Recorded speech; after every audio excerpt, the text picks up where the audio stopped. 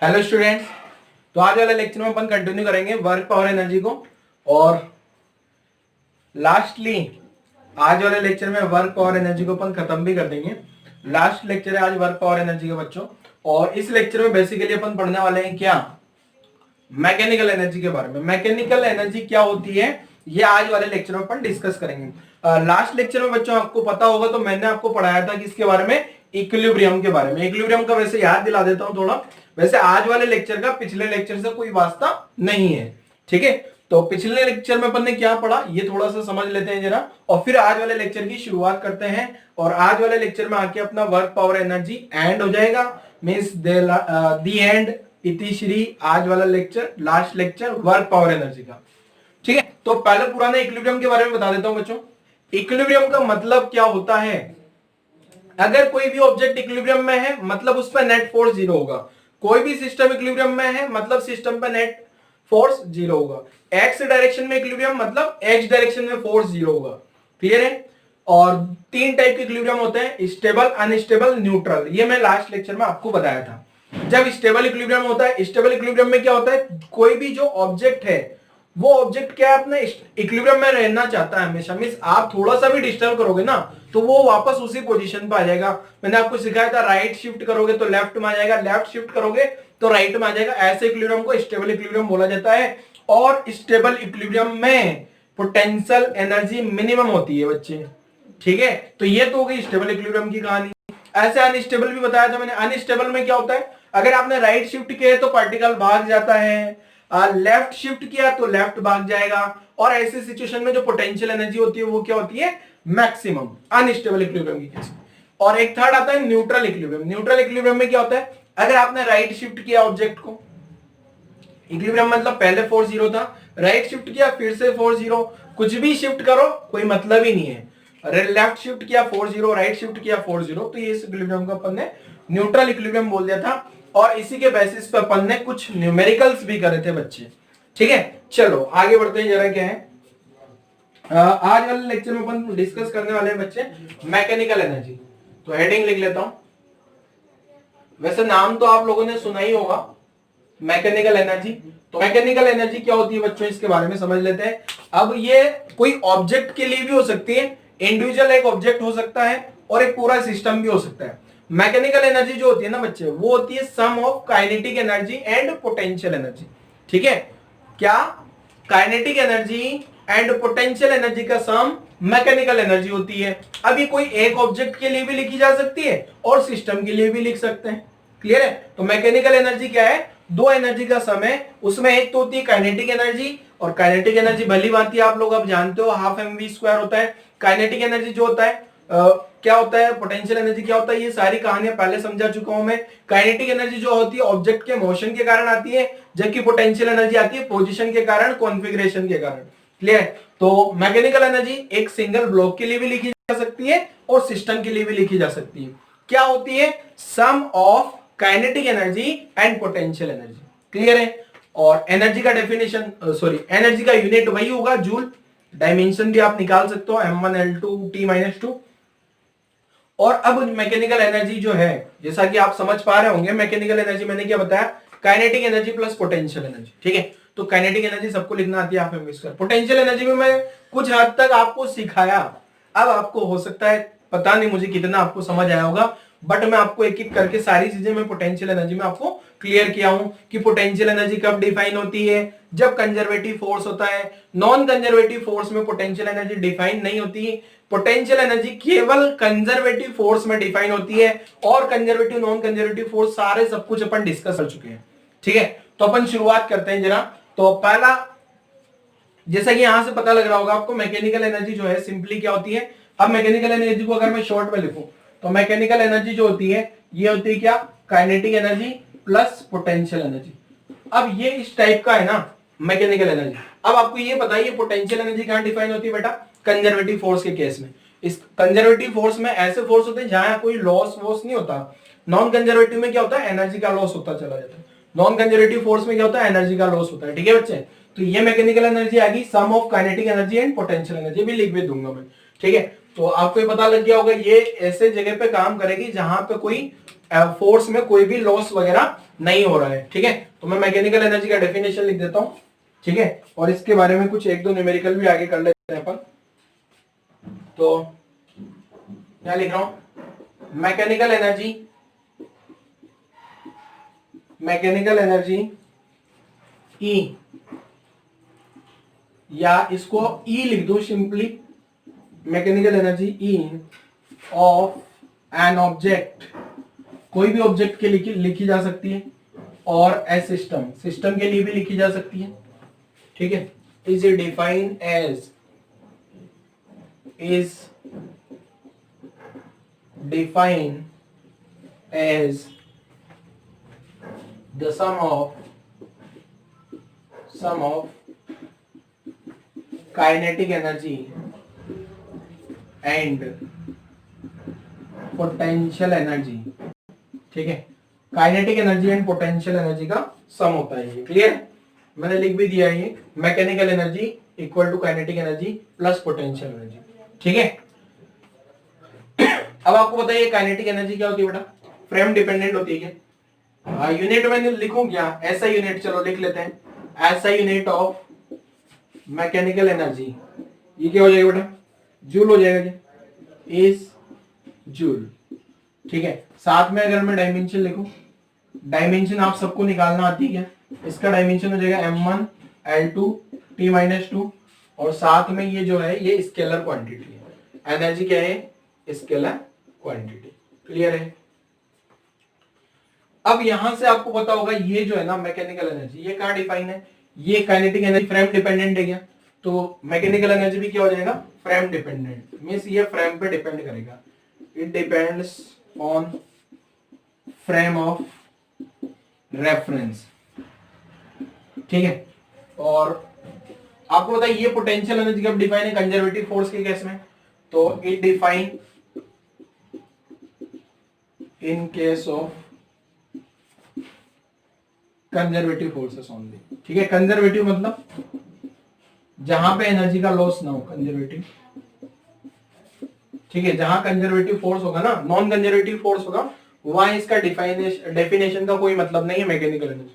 ठीक है, मैं ब्रैकेट में लिख देता हूं non dissipative force. Non dissipative का मतलब जहां एनर्जी में लॉस नहीं हो रहा है। ठीक है ना, जहां एनर्जी में लॉस नहीं होता है। ठीक है, चलो छोड़ो इसको, नॉन डिसिपेटिव, या एनर्जी में लॉस ना हो इस जगह पे डिफाइन होती है। ठीक है, फ्रिक्शन होंगे तो इसी जगह पे डिफाइन नहीं होती। क्लियर, अब एक टर्म आप लोगों को हमेशा पता होगा बेटा, अगर मान लो ये जो मैकेनिकल एनर्जी है, ये अगर मैकेनिकल एनर्जी जीरो है, मैकेनिकल एनर्जी जीरो है, तो इसके दो रीजन हो सकते हैं मैकेनिकल एनर्जी जीरो होने के। दो चीजें हैं यहाँ पे, देखो क्या है, एक तो ये हो सकता है कि काइनेटिक एनर्जी भी जीरो है एंड साथ में पोटेंशियल एनर्जी भी जीरो है। एक तरीका तो ये हो सकता है, मींस अगर ये जीरो है, काइनेटिक एनर्जी जीरो है, पोटेंशियल एनर्जी भी जीरो है, तो जीरो जीरो मिला के क्या हो जाएगा, जीरो। बट ऐसा भी हो सकता है बेटा कि काइनेटिक एनर्जी, आपको पता है काइनेटिक एनर्जी हमेशा पॉजिटिव होती है। ठीक है, काइनेटिक एनर्जी क्या होती है, हमेशा पॉजिटिव। एक काम करते हैं ना, वो वाला स्टेटमेंट में पहला लिखता हूं ताकि ये वाला और ज्यादा क्लियर होगा। ठीक, आपको ये पता है कि काइनेटिक एनर्जी हमेशा क्या होती है बेटा, पॉजिटिव। आपको ये पता होगा कि काइनेटिक एनर्जी ऑलवेज पॉजिटिव है, kinetic energy is always positive, ये इतना तो पता ही होगा। ठीक है, काइनेटिक एनर्जी हमेशा क्या होती है, पॉजिटिव। मींस यहां से अगर मैं लिखूं ना क्या लिखना चाह रहा हूं, यहां से अगर देखा जाए तो काइनेटिक, मैकेनिकल एनर्जी क्या लिखा मैंने, देखो मैकेनिकल लिखने में नहीं आ रहा है, मैकेनिकल एनर्जी जो है वो हो गया kinetic energy plus potential energy. ठीक है, तो मैं काइनेटिक एनर्जी क्या लिख सकता हूँ, मैकेनिकल एनर्जी ये है यहाँ पे ना, mechanical energy minus potential energy. अब मुझे पता है यहां से काइनेटिक एनर्जी हमेशा क्या होगी, या तो पॉजिटिव होगी या फिर जीरो हो सकती है, नेगेटिव नहीं होगी कभी भी। तो ये जो काइनेटिक एनर्जी है ना बेटा, ये kinetic energy always greater than equal to zero. इसका मतलब mechanical energy minus potential energy, ये हमेशा क्या होगा, greater than equal to zero. इसका मतलब मैकेनिकल एनर्जी जो होगी ना, वो हमेशा पोटेंशियल एनर्जी से ज्यादा ही होने वाली है। क्लियर है? मींस क्या बोला, kinetic energy always positive and zero होती है ना, तो मैंने यहाँ पे लिख दिया kinetic energy always greater than equal to zero. अब यहाँ से काइनेटिक एनर्जी निकाला तो mechanical energy minus potential energy, mechanical energy minus potential energy always greater than equal to zero. इसका मतलब ये कंक्लूजन निकल के आया अपने पास कि मैकेनिकल एनर्जी हमेशा पोटेंशियल एनर्जी से ज्यादा होगी बच्चे। ठीक है, तो यहां तक की कहानी आई थिंक आप लोगों को समझ आई होगी। अब मैं लिख भी देता हूं, देखो क्या लिखना चाह रहा हूं, एक सेकेंड।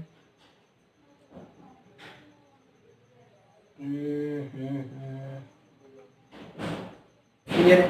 अब देखो यहाँ पे अगला पॉइंट जो है मैं अलग कलर से लिखता हूँ, इसको रब नहीं कर रहा हूँ, जो पॉइंट मैं पहले समझाना चाह रहा था ना वो पॉइंट यहाँ एक्सप्लेन करता हूँ। देखो क्या,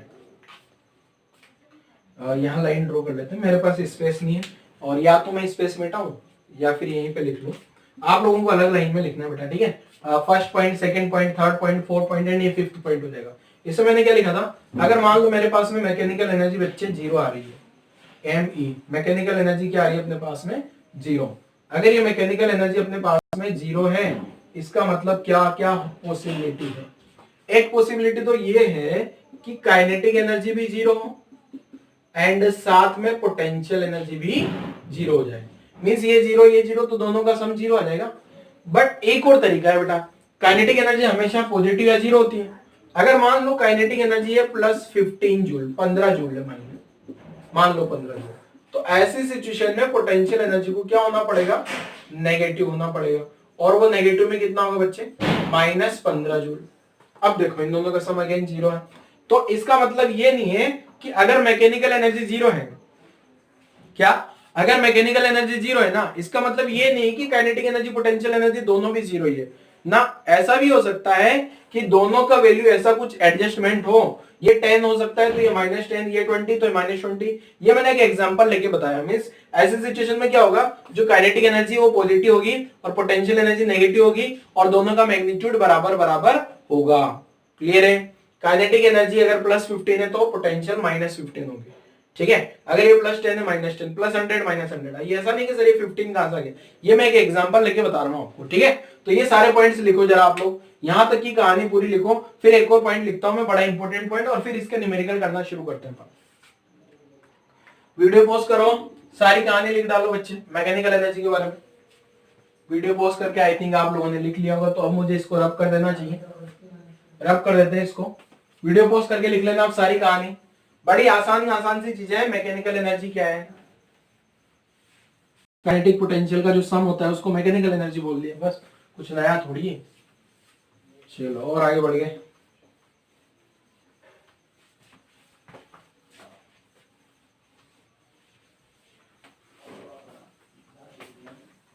लास्ट पॉइंट, कभी कभी क्या होगा बच्चे, देखो potential energy can be positive, negative and zero.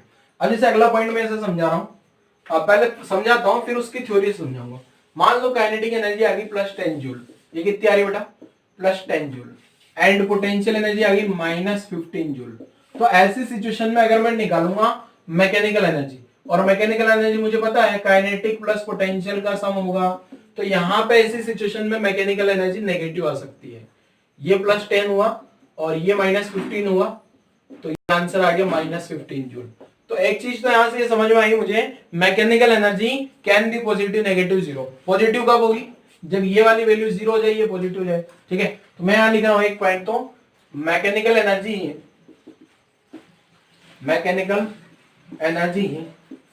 Can be positive, negative and zero.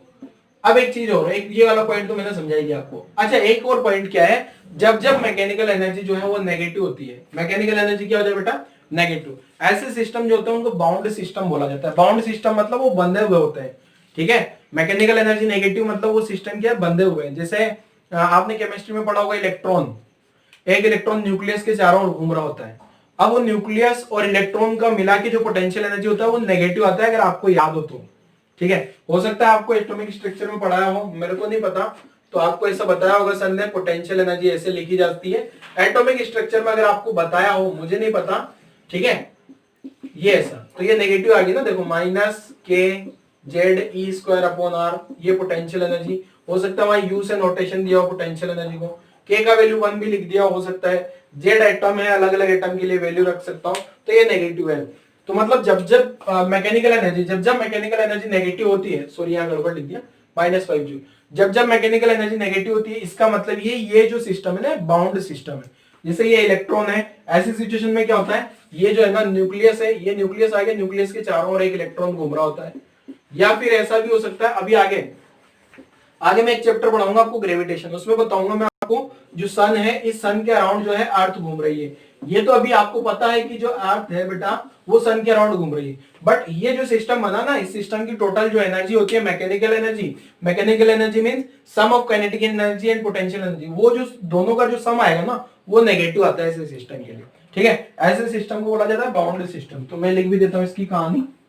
ठीक है, आगे आ जाएंगे सिस्टम में भी, बस कहानी लिख लो आप। ये वाला एग्जांपल तो आई थिंक आप लोगों ने केमिस्ट्री में पढ़ लिया होगा, इलेक्ट्रॉन वाला। ये नहीं पढ़ा है तो मैंने बता ही दिया, इतनी कहानी तो आपको पता ही है ना कि इलेक्ट्रॉन जो है न्यूक्लियस के अराउंड घूम रहा है। चलो तो पॉइंट लिखता हूं मैं, देखो क्या है, क्या बताना चाह रहा था मैं।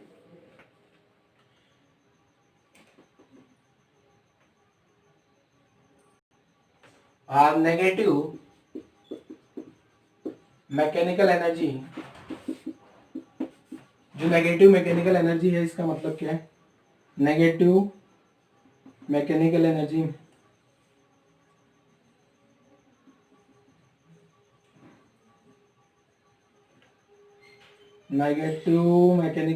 means that potential energy is negative. Potential energy is negative and in magnitude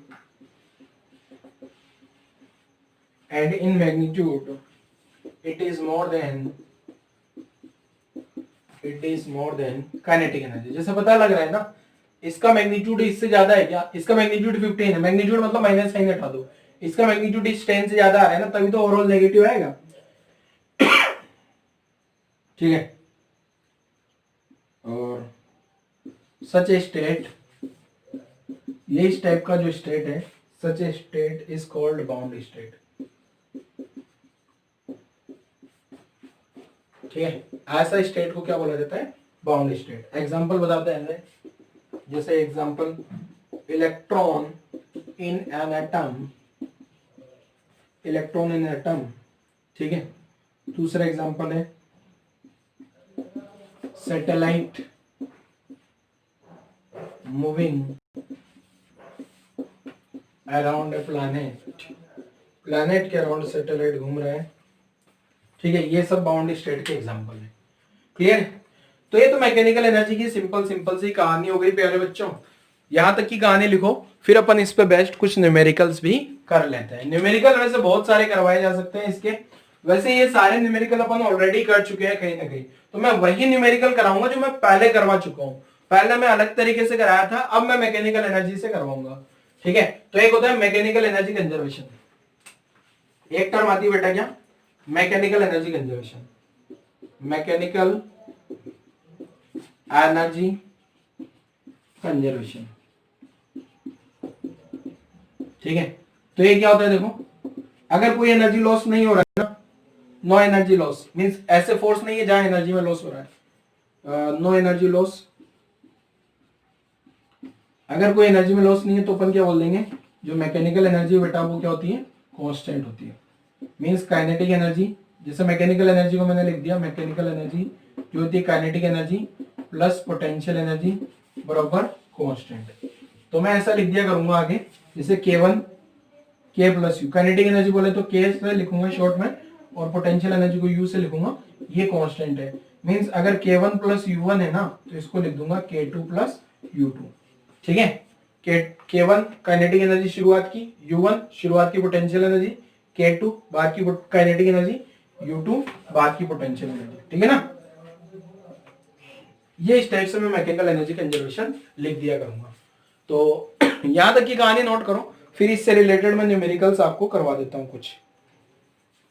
इससे रिलेटेड बरवार न्यूमेरिकल है, बहुत सारे न्यूमेरिकल है जो मैकेनिकल एनर्जी कंजर्वेशन से रिलेटेड है। वीडियो पोस्ट करके आप लोग लिख लीजिए जरा इसको। अच्छा, शॉर्ट में मैं इसको एनर्जी कंजर्वेशन भी बोलूंगा, बार बार मैकेनिकल एनर्जी कंजर्वेशन नहीं बोलूंगा। तो आपको एनर्जी कंजर्वेशन का मतलब समझ जाना है, मैं मैकेनिकल एनर्जी कंजर्वेशन की ही बात कर रहा हूँ। ठीक है बच्चे, चलो अब अपन क्वेश्चन करना शुरू करते हैं जरा। इसके बहुत सारे क्वेश्चन है बच्चे, बहुत सारे क्वेश्चन किए जा सकते हैं यहाँ पे। अच्छा, ये पोटेंशियल एनर्जी जो लिखा है ना, ये हर टाइप की पोटेंशियल एनर्जी हो सकती है। स्प्रिंग हो सकती है, ग्रेविटेशनल हो सकती है, एमजीएच वाली हो सकती है, इलेक्ट्रोस्टैटिक वाली भी हो सकती है। इलेक्ट्रोस्टैटिक वाली पोटेंशियल एनर्जी अपन 12th में पढ़ेंगे। ठीक है, दो पोटेंशियल एनर्जी के बारे में तो मैंने अभी आपको पढ़ा दिया, ग्रेविटेशन और स्प्रिंग। ठीक है, स्प्रिंग पोटेंशियल एनर्जी हाफ के एक्स स्क्वायर होती है, और ग्रेविटेशनल पोटेंशियल एनर्जी जिसको अपन एमजीएच लिख देते हैं। तो चलो क्वेश्चन सोल्व करते हैं जरा। क्या है, बहुत आसान सा सबसे फर्स्ट वाला क्वेश्चन अपना देखो क्या। ये क्वेश्चन अगर आपको याद हो तो मैंने पहले भी करवाया हुआ है। ये फिक्स ब्लॉक है बेटा, ठीक है, ये फिक्स ब्लॉक आ गया, और यहाँ पे एक ब्लॉक है ए मास का, इसको यहाँ से रिलीज कर दिया। ठीक है, ये एच हाइट है और ये फ्रिक्शनलेस सरफेस है। आपको बोल दीजिए find speed of block A at the ground. तो ये क्वेश्चन मैं पहले करवा चुका हूं बच्चों आप लोगों को। फ्रिक्शन सब जगह जीरो, यहाँ भी फ्रिक्शन जीरो। वैसे तो ये वाला क्वेश्चन मैं आपको पहले भी करवा चुका हूँ, सोचो जरा कहाँ किया करवाया था।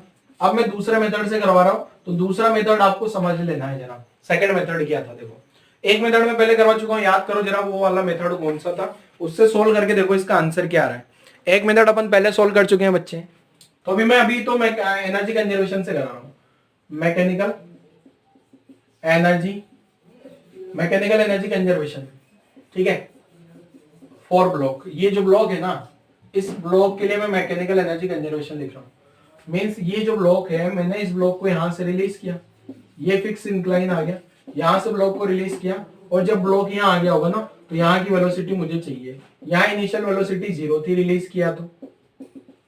अब मैंने ब्लॉक के लिए लिखा, ब्लॉक की शुरुआत की काइनेटिक एनर्जी, शुरुआत की पोटेंशियल एनर्जी, बाद की काइनेटिक एनर्जी, बाद की पोटेंशियल एनर्जी। ठीक है, ये आ गया। शुरुआत की काइनेटिक एनर्जी ब्लॉक की 0 आ गई, शुरुआत की पोटेंशियल एनर्जी एमजीएच आ गई। शुरुआत की काइनेटिक एनर्जी ब्लॉक की कितनी आ गई, सॉरी बाद की काइनेटिक एनर्जी क्या आ गई ब्लॉक की, हाफ mv स्क्वायर, और यहाँ की पोटेंशियल एनर्जी कितना मान लिया अपन ने, u2।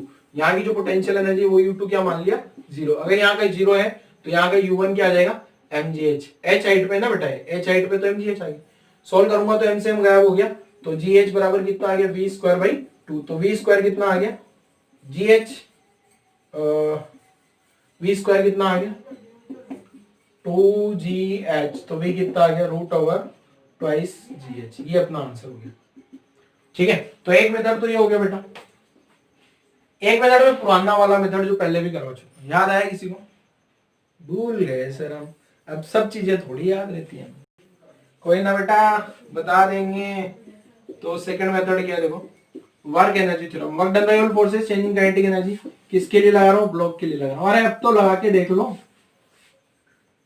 देख लो यार, क्या है देखो। चलो अब समझ आया तो अब भी लगा के देख लो जरा बेटा, वीडियो पॉज करके। Work done by gravity, work done by normal, friction तो है नहीं, final kinetic energy minus initial kinetic energy. Gravity का वर्क डन पॉजिटिव होगा mgh, नॉर्मल का वर्क डन 0 होगा, final kinetic energy half mv square, शुरुआत की 0। अरे ये तो वही इक्वेशन आ गई ना, m से m गायब हो गया, तो v कितना आ गया √2gh। ये आंसर है। ठीक है, नोट कर लो जल्दी से, नोट करो फटाफट से। ये वाला मेथड अपन पहले पढ़ चुके हैं, ये वाला मेथड अपने लिए नया आया है अभी, बट हकीकत में ये वाला मेथड वही तो है, कुछ अलग थोड़ी आया है इसमें। ये वाला मेथड भी वही है, इसमें कुछ अलग भी नहीं है, सेम है बच्चे। तो नोट कर लो यहां तक की कहानी, नोट कर लीजिए जल्दी से वीडियो पॉज करके, और तैयार हो जाओ अगले क्वेश्चन के लिए। अगला क्वेश्चन क्या है देखो, next question,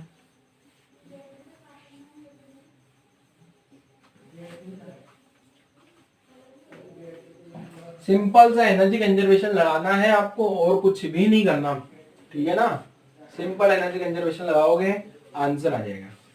K1 U1 K2 U2 लिख दो, आंसर आ जाएगा, बस कुछ ही नहीं।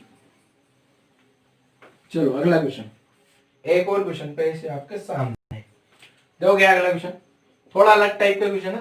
पहले भी करवा रखे हैं इस टाइप के क्वेश्चन, वापस से कर सकते हैं बेटा।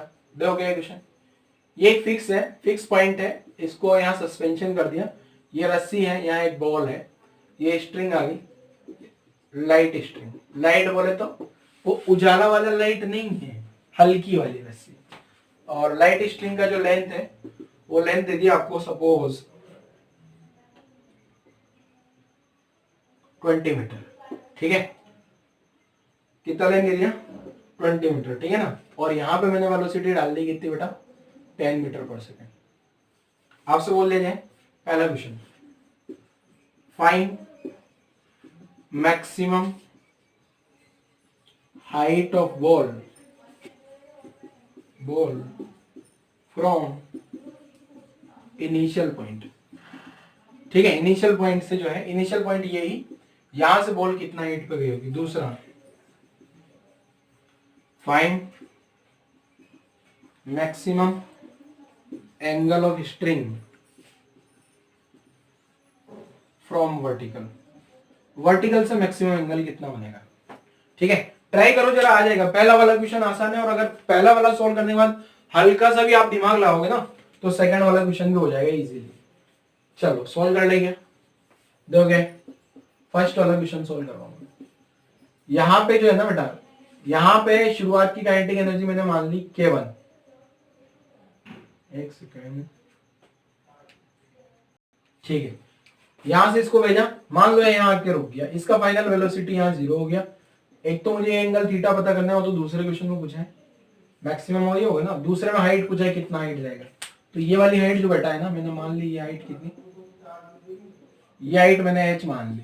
और कृपा करके प्यारे बच्चों, ये हाइट h जो आपकी आई होगी ना, ये 20 से कम ही आएगी। कुछ बच्चे की 30 आ गई होगी, 40 50 कुछ भी आ रहा हो, 20 से कम ही आएगी ये वाली हाइट, ठीक है, ध्यान रखिएगा। तो यहाँ की काइनेटिक एनर्जी मैंने K1 मान लिया, यहाँ का पोटेंशियल एनर्जी U1 0 मान लिया, यहाँ का पोटेंशियल एनर्जी U2 कितना हो जाएगा M2GH, यहाँ का काइनेटिक एनर्जी 0 हो जाएगा। क्यों होगा? बॉल रुक गई ना वहां जाके।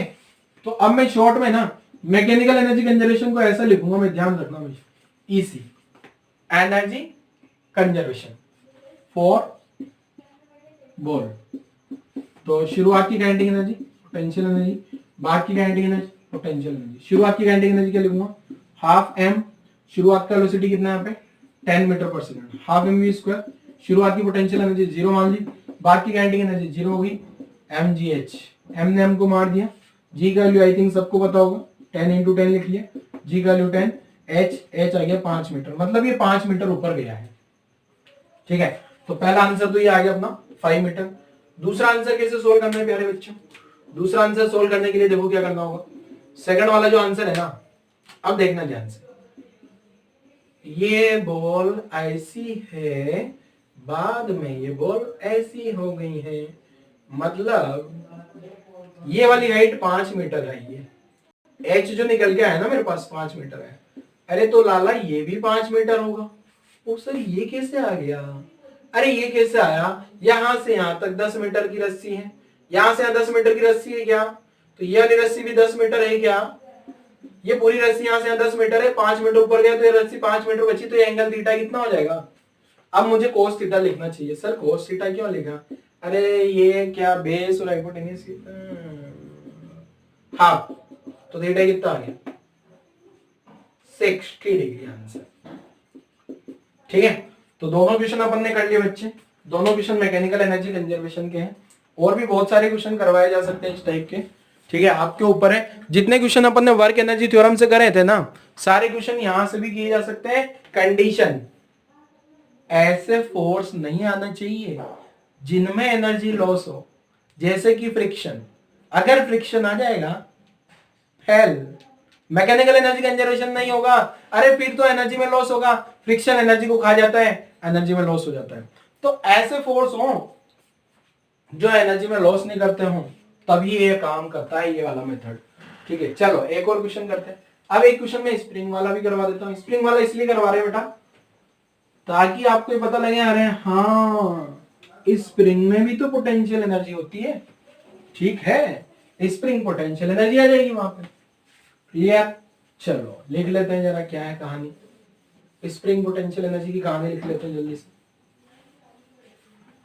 सॉरी स्प्रिंग पोटेंशियल एनर्जी का क्वेश्चन लिख लेता हूँ, और वही क्वेश्चन सेम डेटा सेम सब कुछ, बस मैं डेटा दे देता हूँ आपको। इस टाइप का क्वेश्चन अपन ने पहले भी किया हुआ है, ठीक है ना। ये आ गई ग्राउंड, ग्राउंड आ गया, ग्राउंड एक ब्लॉक आ गया, ब्लॉक का मास 2 kg मान लिया, इधर भाग रहा है ब्लॉक 5 मीटर पर सेकेंड से, यहाँ एक स्प्रिंग रखी हुई है, बेचारी स्प्रिंग नेचुरल लेंथ में है, नेचुरल लेंथ बोले तो एकदम रिलैक्स, ठीक है। और ये स्प्रिंग का के जो आपको दिया है 100 न्यूटन पर मीटर। अब पता क्या करना है, फ्रिक्शन यहाँ 0 है, ये वाली सरफेस पे कोई फ्रिक्शन नहीं है, एकदम स्मूथ सरफेस है, ठीक है। Find maximum compression in spring, find maximum compression in spring, find maximum compression in spring. ये जो स्प्रिंग है कितना कंप्रेस हो गई होगी, ज्यादा से ज्यादा। यही सेम क्वेश्चन अपन ने कहां भी किया था बच्चे, वर्क पावर एनर्जी। अब नहीं बताएंगे, अब दोनों मेथड से आपको ही करना है, एक तो वर्क पावर एनर्जी से करना है और एक एनर्जी कंजर्वेशन से करना है। दो मेथड से सोल्व करो, वीडियो पॉज करके 10 मिनट तक वीडियो पॉज रहेगा आपका, और दोनों मेथड से आपके आंसर आने चाहिए। एक मेथड से मैं भी बताऊंगा एनर्जी कंजर्वेशन से, बाकी नहीं बताने वाला। एक मेथड से मैं पहले बता चुका हूं, ठीक है। बता दो ना सर, हम भूल गए, बता देंगे, ठीक है, बता देंगे, अच्छे सर है तुम्हारे। चलो चलो चलो चलो, हाँ एनर्जी कंजर्वेशन, ये मैकेनिकल एनर्जी कंजर्वेशन को मैं शॉर्ट में से लिखता हूँ ईसी, ईसी बोले तो एनर्जी कंजर्वेशन, मैकेनिकल तो हटा देते हैं अपन, वैसे पूरा लिखना चाहिए मैकेनिकल एनर्जी कंजर्वेशन, बट मैं छोटा सा लिखता हूँ, ठीक है। तो शुरुआत की काइनेटिक एनर्जी, पोटेंशियल एनर्जी, बाद की काइनेटिक एनर्जी, बाद की पोटेंशियल एनर्जी, ठीक है। अब हुआ क्या है, पहले यार डायग्राम बनाते हैं, सुंदर सुंदर सा डायग्राम की सुंदरता का आनंद लेते हैं। क्या देखो सुंदर सा डायग्राम अपना, ये 2 kg का ब्लॉक है, आराम से भागता हुआ आ रहा था बेचारा 5 मीटर पर सेकंड से, ये स्प्रिंग बेचारी आराम से बढ़ी हुई थी यहाँ पे। बट क्या हुआ, जैसे ये ब्लॉक आया, ये ब्लॉक आता है जैसे, ओ ये स्प्रिंग ऐसा ऐसा ऐसा, बेचारी स्प्रिंग पूरी पूरी दब गई है ऐसे, और ये ब्लॉक यहाँ आ गया। जिस इंस्टेंट पे ब्लॉक मैक्सिमम कंप्रेस कर दिया होगा, एकदम खूब सारा दबा दिया होगा जितना दबाना है, उस इंस्टेंट पे इस ब्लॉक का वेलोसिटी 0, ध्यान रखना, ठीक है। अब मैं क्या लिख रहा हूं, energy conservation for block and spring system, block and spring के लिए मैं ना एनर्जी कंजर्वेशन लगा देता हूं, K1U1 K2U2। स्प्रिंग के बारे में कुछ नहीं बोला जाता, तो स्प्रिंग का मास 0, स्प्रिंग का मास 0 तो स्प्रिंग का kinetic energy 0, half mv²। Spring भले ही चलती हो बट उसका मास तो 0 है ना, वैसे चल नहीं रही, यहां भी रुकी हो यहां भी रुक गई है। शुरुआत की काइनेटिक एनर्जी ब्लॉक की लिख देता हूं कितना, 1/2 मास mv²। शुरुआत की स्प्रिंग का पोटेंशियल एनर्जी 0, बाद में ब्लॉक रुक गया, ब्लॉक की काइनेटिक एनर्जी 0, स्प्रिंग की काइनेटिक एनर्जी हाफ kx²। 2 ने 2 को मार दिया, पंचम स्क्वायर 5 इंटू 5, 1/2 के वैल्यू 100 x², क्या है 2 2 बच्चा 5 5 2 x² कितना है 1/2, तो x कितना आ रहा है बेटा 1/√2 मीटर, ठीक है 1/√2 मीटर आ रहा है। क्या देखो अपना आंसर मैच कराना प्यारे बच्चे। सर पुराना वाला मेथड ही बता दो ना, हम उसको भूल गए हैं, बता देते हैं। टिंग टिंग सेकंड मेथड आ जा बेटा, यार सेकंड मेथड देखो, work done bye all forces change in kinetic energy. देखा जाए तो ग्रेविटी भी लग रही है ब्लॉक पे, नॉर्मल भी लग रहा है, फ्रिक्शन है नहीं, फ्रिक्शन कोफिशिएंट 0 दिया है, बट अगर स्प्रिंग आ गया है तो स्प्रिंग फोर्स आएगा। फाइनल काइनेटिक एनर्जी, शुरुआत की काइनेटिक एनर्जी, ये मैंने लिखा है किस किस के लिए, ब्लॉक प्लस स्प्रिंग के लिए, ब्लॉक प्लस स्प्रिंग, छोटू छोटू सा लिखूं क्या, block plus spring, block plus spring system के लिए ऐसा लिख रहे हैं पर, ठीक है बच्चे, ब्लॉक प्लस स्प्रिंग सिस्टम के लिए। ग्रेविटी का वर्क डन 0, नॉर्मल का वर्क, अरे ऐसा ऐसा जा रहा है ना हॉरिजॉन्टल में, ग्रेविटी तो नीचे लग रही है थीटा 90, ग्रेविटी का वर्कडन 0, नॉर्मल का वर्कडन 0, स्प्रिंग का वर्कडन माइनस हाफ के एक्स स्क्वायर। माइनस क्यों हुआ सर, ये बता रखा है बेटा। नेचुरल लेंथ इनिशियली नेचुरल है, फाइनली कंप्रेस हो तो माइनस होता है। फाइनल काइनेटिक एनर्जी 0, शुरुआत की हाफ एम वी स्क्वायर। अब इसके बाद की कहानी वही आ गई, देखो ये हाफ एम वी स्क्वायर वाली टर्म है, हाफ के एक्स स्क्वायर वाली टर्म। माइनस ने माइनस को मार दिया, हाफ ने हाफ को मार दिया। के का वैल्यू 100 है, एक्स का वैल्यू मुझे पता करना है, एंड मास कितना 2 5 स्क्वायर 5 स्क्वायर 25 इंटू 2 50 52 बचेगा ना यहाँ पे, तो x कितना आ जाएगा 1/√2। ठीक है, आंसर यही आएगा। कोई भी मेथड लगा लो, कोई फर्क नहीं पड़ता, आपको तो बस बबल टिक करना है। बबल टिक करना मीन्स ऑप्शन सेलेक्ट करना है, ये मेथड लगाओगे तो भी सही है, ये मेथड लगाओगे तो भी सही है, आपकी मर्जी कौन सा मेथड लगाना है। ठीक है, तो ये इस टाइप से क्वेश्चन हो गए अपने मैकेनिकल एनर्जी कंजर्वेशन के। बहुत सारे क्वेश्चन किए जा सकते हैं मैकेनिकल एनर्जी कंजर्वेशन के, बट अब नहीं करेंगे। सारे के वही क्वेश्चन रिपीटेड टेलीकास्ट में नहीं चलाना चाहता। जितने क्वेश्चन अपन ने वहां पे करे वही सारे क्वेश्चन यहाँ भी किए जा सकते हैं। ठीक है, चलो आगे बढ़ते हैं। अब एक आध छोटी मोटी चीजें और बता देता हूँ। वैसे तो चैप्टर खत्म हो गया, बट कभी कभी क्वेश्चन पूछे जा सकते हैं, इन पे बेस्ट एक दो कॉन्सेप्ट और बता दो छोटे छोटे से, जो मैंने पहले कवर नहीं करे, बट अब बता देते हैं उनके बारे में। छोटे छोटे से कॉन्सेप्ट है, दोगे। एक तो स्यूडो फोर्स का वर्कडन निकालने के लिए देखो, मैं अभी तक स्यूडो फोर्स को पिक्चर में इसलिए नहीं लाया था क्योंकि आधे बच्चों को तो स्यूडो फोर्स से डर लगता है। सर स्यूडो फोर्स तो हमें वहीं समझ में नहीं आया था, तो यहाँ कैसे समझ आएगा। वैसे तो हकीकत में मुझे स्यूडो फोर्स का वर्कडन जब वर्कडन समझाया था ना वहीं समझाना चाहिए था, बट मैंने इसलिए नहीं समझाया क्योंकि हमारे बच्चे थोड़े से कमजोर दिल के हैं। स्यूडो को ना, स्यूडो मतलब एकदम मतलब इमेजिनरी फोर्स है, मतलब अजीब सी चीज है, अजीब सा ही लगता है। स्यूडो का नाम अरे सर ये क्या आ गया। ठीक है, इसलिए मैं सबसे लास्ट में इसको लेके आया। ठीक है, तो स्यूडो फोर्स क्या होता है वापस से बताता हूं। स्यूडो फोर्स तब लगता है जब अपन किसी भी मोशन को नॉन इनर्शियल फ्रेम से ऑब्जर्व कर रहे होते हैं। ठीक है, और मैंने वर्क डन भी बताया आपको बच्चे, वर्क डन फ्रेम डिपेंडेंट होता है। ठीक है, वर्क डन क्या होता है, फ्रेम डिपेंडेंट होता है। मींस अगर नॉन इनर्शियल फ्रेम में होंगे तो स्यूडो फोर्स लिखूंगा तो स्यूडो का वर्क डन भी लिखना होता है। ठीक है, स्यूडो फोर्स का वर्क डन भी लिखना मीन्स वर्क डन जो है फ्रेम डिपेंडेंट है। इसकी कहानी समझते हैं थोड़ा सा, एक आध न्यूमेरिकल इस प्रकार भी कर लेते हैं। ठीक है, वैसे शुरुआत की कहानी है पूरी जो भी बता रहा हूं मैं, बट जैसे मैंने शुरुआत में आपको बताया ना, तो जब चैप्टर की शुरुआत हुई थी तब मैंने लिखाना शुरू किया था work done bye constant force, work done by gravity, work done by normal, work done by friction, और फिर वर्क डन बाय फ्रिक्शन के बाद work done by variable force, work done bye spring force आया था। ऐसे कर करके सारे फोर्स लिखे, तो वहीं पे मुझे लिखाना चाहिए था, बट मैंने वहां नहीं लिखाया। क्यों? क्योंकि मुझे पता था हमारे बच्चे कमजोर दिल के हैं।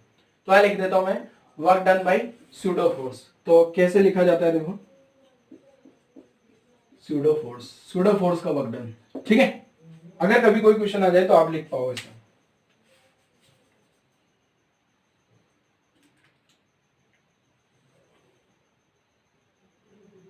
तो ऐसा क्यों है देखो, तो काइनेटिक एनर्जी ऑफ बॉडी जो होती है, kinetic energy of body frame dependent होती है। फ्रेम डिपेंडेंट क्यों होती है? वेलोसिटी के कारण। Frame dependent as velocity is frame dependent, velocity is a frame dependent। ठीक है, वेलोसिटी फ्रेम डिपेंडेंट है, इसके कारण ये सारी कहानी हो रही है। Quantity therefore pseudo force, there is pseudo force work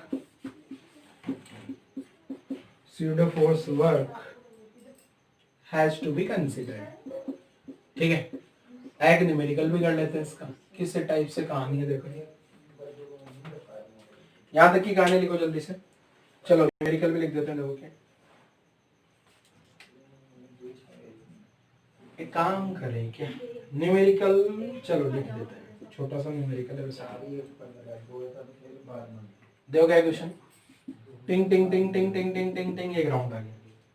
यहाँ पे 10 kg का ब्लॉक है, ये 10 kg का ब्लॉक है बेटा। स्मूथ सरफेस है, ठीक है, स्मूथ सरफेस है। इधर एक फोर्स लगा दिया 100 न्यूटन का, और क्या होगा ये block covers a distance 500 metre, 500 metre चलाइए इन 10 सेकेंड, 10 सेकंड में 500 मीटर चलिए, ठीक है, फ्रॉम इनिशियल पॉइंट।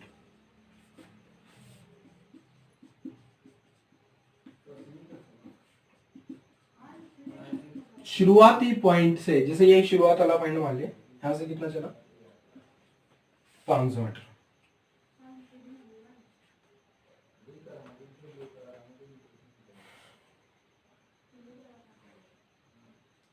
और यार मैंने ऑब्जर्वर तो बनाया ही नहीं, तो एक काम करता हूँ, क्वेश्चन थोड़ा सा ऊपर वाली कहानी लिख लो, इसको मैं रब करता हूँ, मैं ऑब्जर्वर बनाऊंगा, ठीक है। ये लिख लो work done by pseudo force, ये कालू कालू जो भी लिखा है वो लिख लो, वीडियो पोस्ट करके गायब कर दिया मैंने ना। चलो देखो क्या क्वेश्चन, ऑब्जर्वर बना देता हूँ यहाँ पे। अब ऑब्जर्वर कैसे कैसे देखो,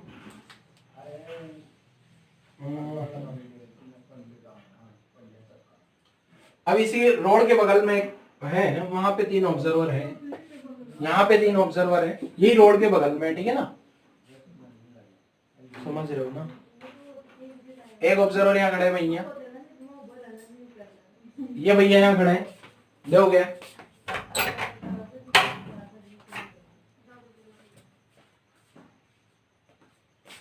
तो ये वाला ऑब्जर्वर तो क्या है ना, रेस्ट में है। पहला ऑब्जर्वर क्या है, रेस्ट में है, इसका एक्सेलरेशन 0 है, साथ के साथ इसका वेलोसिटी भी 0 है। ये ऑब्जर्वर को नाम दे दिया अपन ने क्या, ए। दूसरा जो ऑब्जर्वर है, दूसरा ऑब्जर्वर क्या है, देखो इसको नाम दे दिया अपन ने क्या, बी। और ये जो बी जा रहा है ना, इधर जा रहा है, ये वेलोसिटी 10 मीटर पर सेकंड से, साथ में इसका एक्सेलरेशन 0 आ गया। और जो तीसरा ऑब्जर्वर है, तीसरे ऑब्जर्वर को नाम दे दिया अपन ने क्या, सी। और इसका इनिशियल वेलोसिटी 0 है, बट ये इधर भाग रहा है 10 मीटर पर सेकंड स्क्वायर से, ठीक है। ये 3 ऑब्जर्वर आ गए। अब आपसे क्वेश्चन में क्या पूछा है, find work done by force F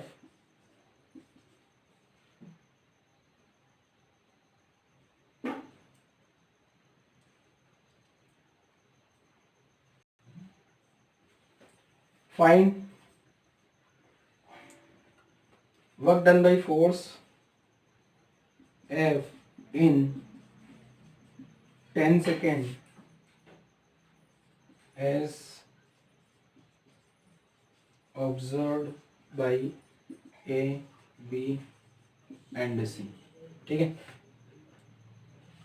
तो देखो कहानी क्या है, आसान है वैसे क्वेश्चन, अगर आप लोग ट्राई करोगे तो बहुत आसान क्वेश्चन है, ट्राई करोगे तो, नहीं करोगे ना तो फिर नहीं होने वाला।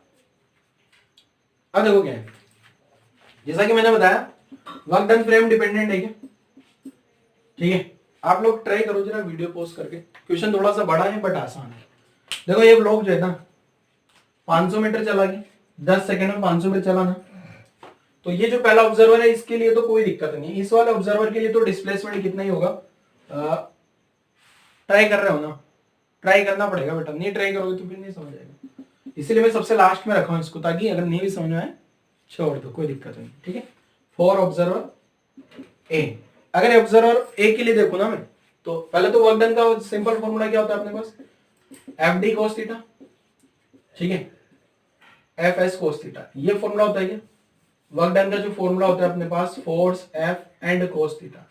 अब अगर ऑब्जर्वर ए के लिए देखा जाए तो बेटा ये तो रेस्ट में है क्या, तो इसके लिए वर्क डन कितना आ जाएगा, फोर्स कितना आ गया 100, डिस्प्लेसमेंट भी कितना आ गया 10 सेकंड में 500 मीटर इनटू कोस 0, तो ये वर्क डन आ गया 5000 जूल, ये आया कितना 50,000 जूल का वर्क डन हो रहा है, कौन सा, ए ऑब्जर्वर के लिए। बट अगर मैं बी ऑब्जर्वर की बात करूं, ऑब्जर्वर बी, अब ये ऑब्जर्वर बी जो है ना बेटा, ये 10 मीटर पर सेकंड से चल रहा है क्या, मतलब ये 10 सेकंड में ये खुद ऑब्जर्वर भी कितना चल लेगा, देखो सुनना ध्यान से, यहां पे ध्यान से देखने वाली बात यह है कि ये जो डिस्प्लेसमेंट है ना, ब्लॉक का डिस्प्लेसमेंट 500 मीटर होगा, बट ये ऑब्जर्वर खुद भी 10 सेकंड में खुद आगे चल गया होगा। कितना चला होगा? तो ऑब्जर्वर बी के लिए अगर देखा जाए, in 10 second distance travelled by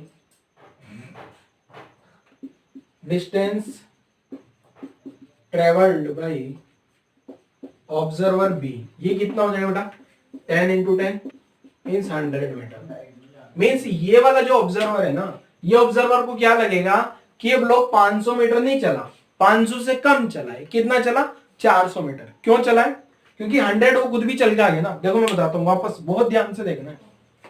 जैसे मान लो मैं ऑब्जर्वर ए हूं, सबसे पहले तो मैं ऑब्जर्वर ए आ गया और ये अपने पास 10 kg का ब्लॉक आ गया।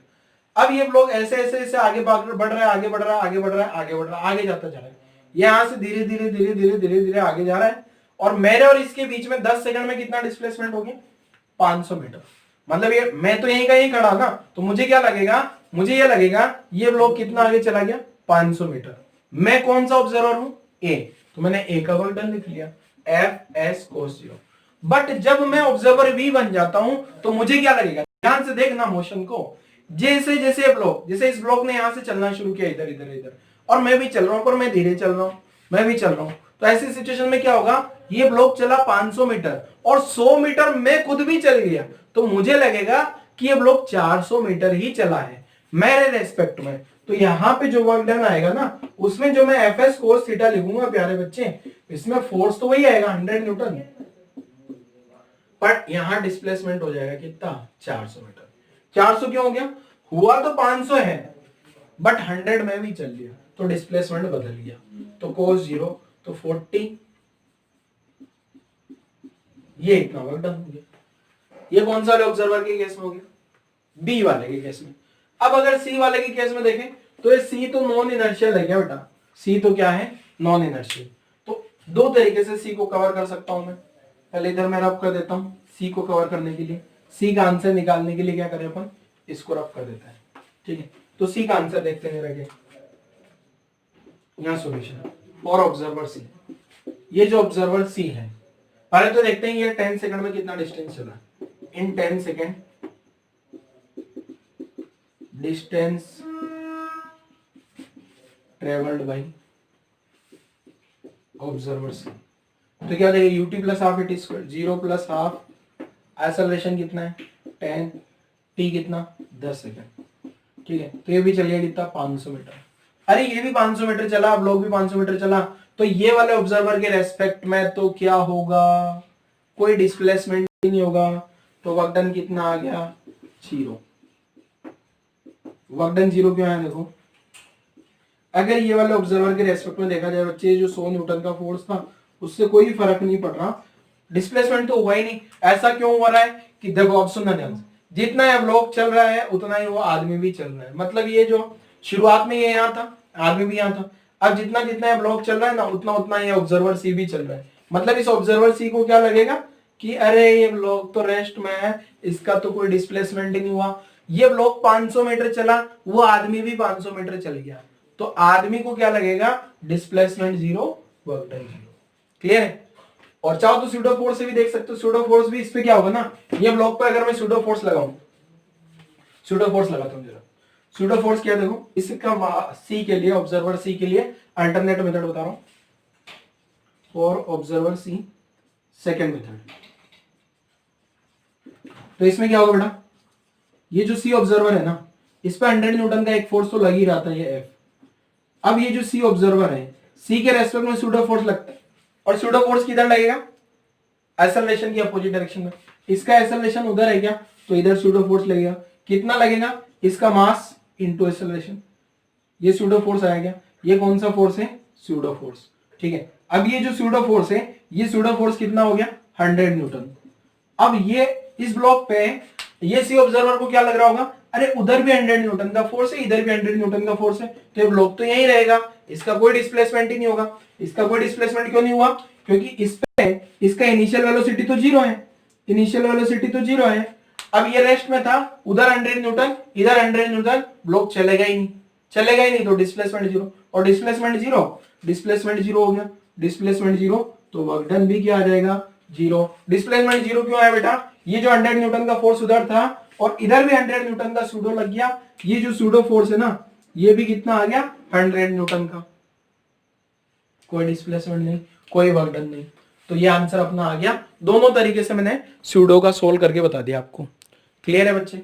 तो कहानी नोट करो जल्दी से, यहां तक की वीडियो पोस्ट करके यहां तक की कहानी नोट करो जल्दी से।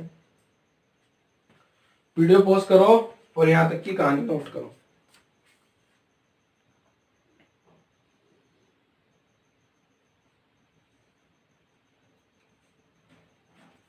चलो अब एक और टर्म आती है, वो भी समझा ही देता हूं 2 मिनट में फटाफट से।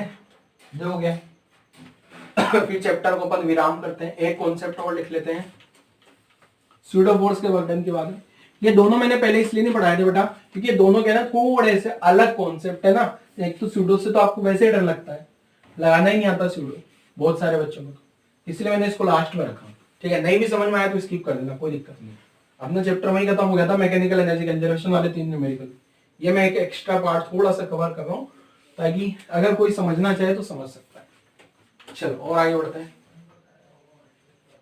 एक टर्म और मैं बताना चाह रहा हूं, क्या? एक second. Work done by internal forces. Work done by internal forces. Internal forces का वर्क डन क्या होता है? देखो जनरली इंटरनल फोर्सेस का वर्क डन जीरो होता है। देखा होगा आपने सिस्टम में, जैसे टेंशन का वर्क डन देखो, टेंशन का वर्क डन पॉजिटिव भी आया था नेगेटिव भी आया था, तो सिस्टम का वर्क डन, सिस्टम पे जो है ना इंटरनल फोर्सेस का वर्क डन जीरो हो गया था। टेंशन का वर्क डन जीरो हो गया था, आपने देखा होगा। एक सिस्टम में 2 पुली थी, एक पुली ऊपर जा रही थी, सॉरी पुली का एक ब्लॉक ऊपर जा रहा था, एक ब्लॉक नीचे जा रहा था। एक पे वर्क डन पॉजिटिव, एक पे नेगेटिव, दोनों का मिला के जीरो आ गया था। अगर सिस्टम में कोई डिफॉर्मेशन नहीं हो रहा है, क्या सिस्टम में कोई डिफॉर्मेशन नहीं हो रहा है, तो इंटरनल फोर्सेस का वर्क डन जीरो होता है। मींस रिजिड होना चाहिए, रिजिड समझ तो एकदम मजबूत, कोई चेंजेस नहीं होता उनमें। तो ऐसी सिचुएशन में तो इंटरनल फोर्सेस का वर्क डन क्या होता है? जीरो।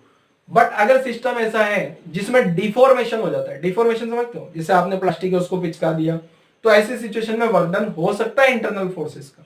ठीक है, ये डिफॉर्मेशन रिफॉर्मेशन की कहानी पर आगे भी पढ़ेंगे अगले चैप्टर में, वहां कोलिजन वगैरह पढ़ेंगे, कोलिजन में क्या होता है, तो और चीजें क्लियर हो जाएगी। तो पहले तो यहां लिख देता हूं मैं,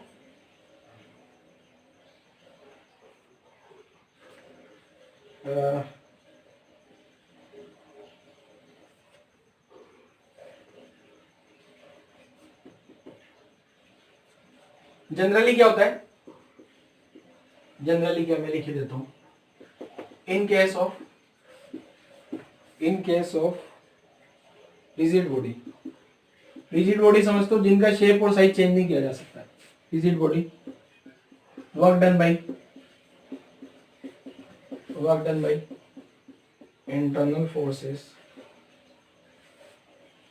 work done by internal force is zero. ठीक है, क्लियर है?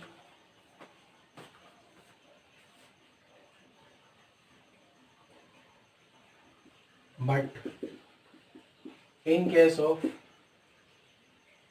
या फिर ऐसा भी लिख देता हूं, but it is not necessary, but it is not necessary that work done by internal force, work done by internal force is zero।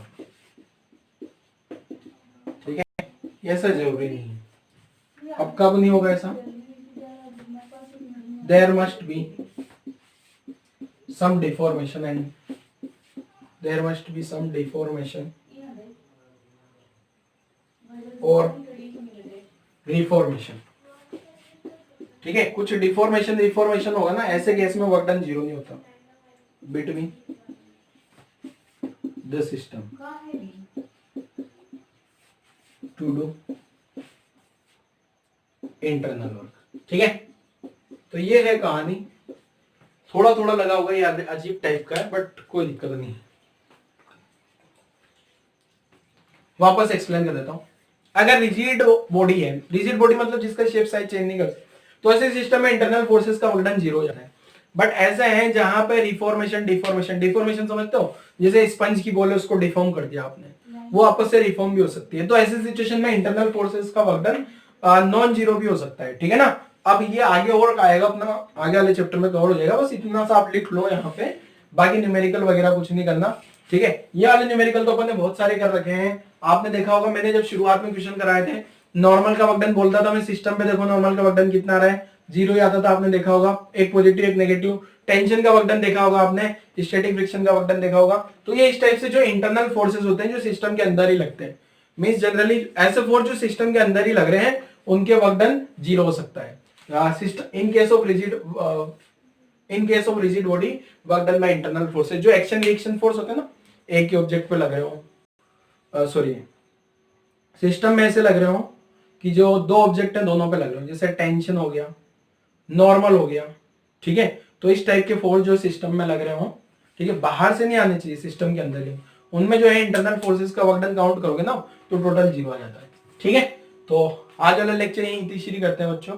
और आज वाले लेक्चर में अपन ने क्या किया, सबसे बड़ा बहुत बड़ा चैप्टर, बड़ा भारी सा चैप्टर वर्क और एनर्जी को अपन ने खत्म कर दिया, ठीक है। और आशा करता हूँ आप लोगों को अच्छे से समझ आया होगा। नहीं समझ में आया तो नोट्स रिवाइज करो बच्चे, बहुत अच्छे से नोट्स रिवाइज करो। साथ में जहां भी प्रॉब्लम आ रही है उस वीडियो को वापस से देख लो। फिर भी अगर आपकी प्रॉब्लम डिफिकल्टी दूर नहीं होती है तो हम बैठे हैं लाइव लेक्चर में आपके साथ में। लाइव लेक्चर में भी आप पूछ सकते हो, व्हाट्सएप पे पूछ सकते हो, बट पढ़ना आपको ही पड़ेगा, समझना आपको ही पड़ेगा, ठीक है। हम समझा सकते हैं, वही समझाऊंगा जो मैंने अभी आपको समझाया अभी तक सारे लेक्चर्स में। और वर्क पावर एनर्जी अच्छे से आना चाहिए बच्चों, ये पूरे आगे अगला जो चैप्टर आएगा उसका बेस है। जैसे आपने देखा होगा ये वाले चैप्टर में अपन ने न्यूटन लॉ को यूज किया थोड़ा थोड़ा, तो ऐसे अगला वाला जो चैप्टर होगा उसमें थोड़ा थोड़ा यही यूज होने वाला है, क्लियर है। तो अच्छे से आना चाहिए ये वाला चैप्टर आपको। आज वाले लेक्चर को यहीं तीसरी करते हैं। थैंक यू, लेक्चर क्लोज कर देते हैं।